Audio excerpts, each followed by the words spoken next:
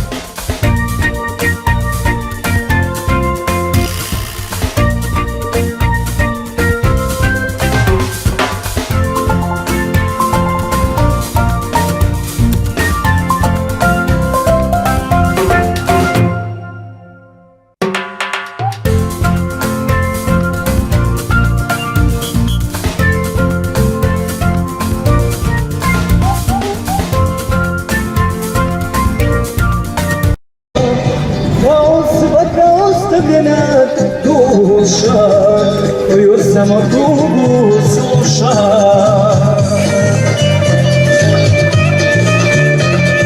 živim život koji moram i radim ono što ne treba, kao svaka ostavljena duša koju samo tugu sluša.